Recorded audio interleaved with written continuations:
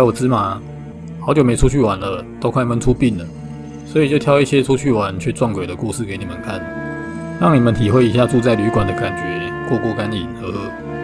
今天的故事是由布里卡提供的亲身经历，感谢他的提供。喜欢编辑按赞订阅一下，就投稿故事，然后连接下方说明喽。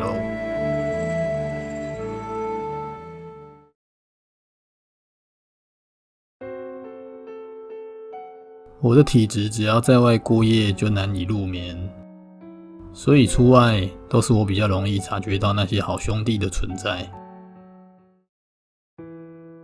那一天我们拿到免费房券，所以和朋友一共9个人去游玩。我们选了2个互通的房间，非常的大。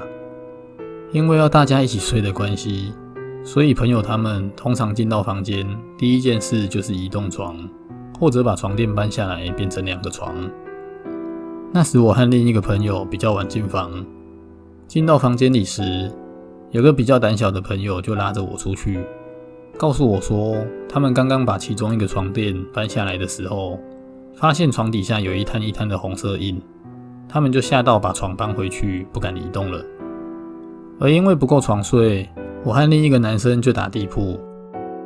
由于格局有限，只能打在那个诡异的床旁边。之后大伙们就赶紧睡了。因为体质一如往常一样没有睡好，我一直觉得那个床上有个视线盯着我看，可我眼睛却怎么也睁不开。不断挣扎的同时，突然被一个声音吓醒。时间是大约3、4点时，醒来就听见有人很大力的在扭我们的门把，好像想把我们的门把弄坏似的。那个声音非常大声，我以为是谁还没回来，就看了看房间，大家都在，而且是都睡到不省人事的那种，对这声音完全没有任何反应。后来我也不知道自己哪来的勇气，竟然走去那边看那扇门，果真看到门把一直在用力的扭动，代表这不是幻觉。我很努力在用常理说服自己，可能是隔壁房的住客喝醉了酒什么的，认错了房门。可是就在那一刹那，我听见隔壁房门打开再关起来的声音，也就是代表说隔壁房有人进出。如果看到有一个人在一个房门前拼命扭动门把，一定会上前关切一下，或者转门把的人看到有人时，应该在那时就会停止转动。可是并没有，门把转动的力度丝毫没有减弱。我怕到直接跑回地铺上，用力摇跟我一起睡的朋友，跟他说有人在开我们的门。他很快就张开眼睛看着我，不要理，快点睡觉。我当时害怕极了，我躺回他旁边，用被子盖着头，门仍不停转动着。而最令我担心的事发生了，锁着的门竟然被打开了。我听着脚步声一步一步朝我这走来，然后爬上我后面床的声音。接着我感受到一阵寒意，又是刚刚那个盯着我看的视线，而我也同样眼睛睁不开。不知过了多久，我突然被吓醒。我看了看四周，房内没有异样，单人床上也空无一人。难道刚刚都是在做梦吗？我心里这么想着。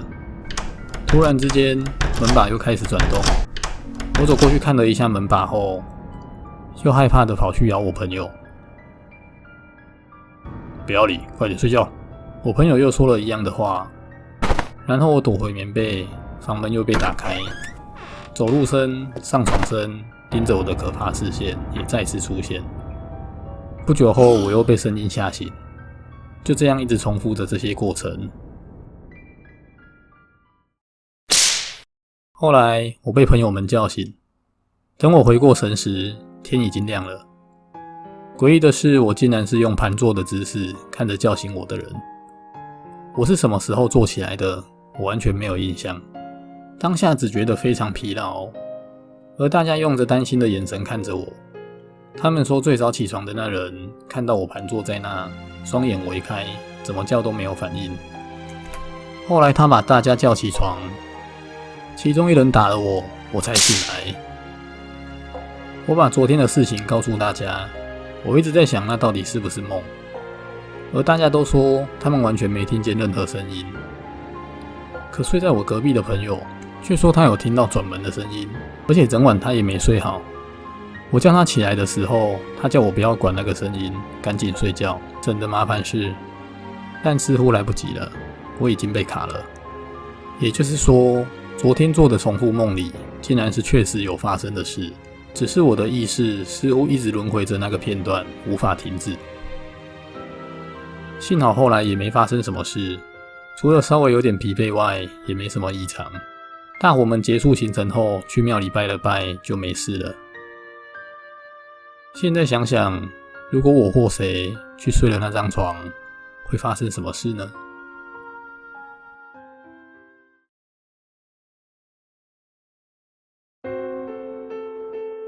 我们家是住在华夏，一共有7楼，每楼有2户，而我家是住在4楼。那段时间，我正准备着学校的考试。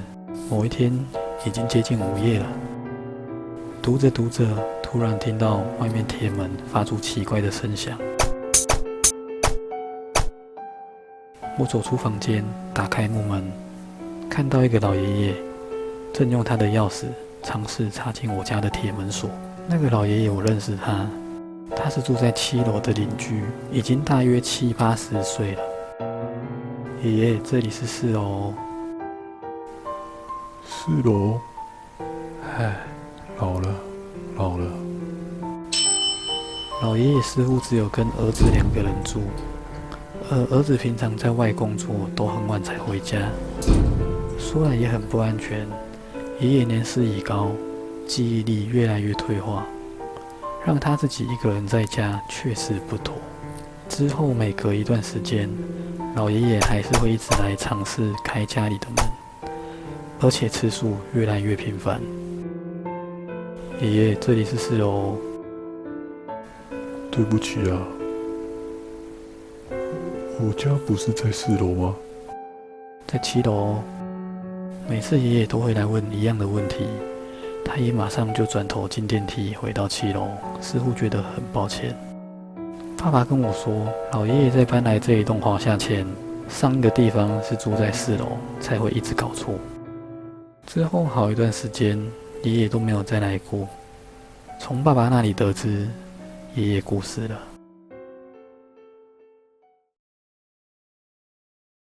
某一天的半夜，我在熟睡时听到了那个奇怪的声响。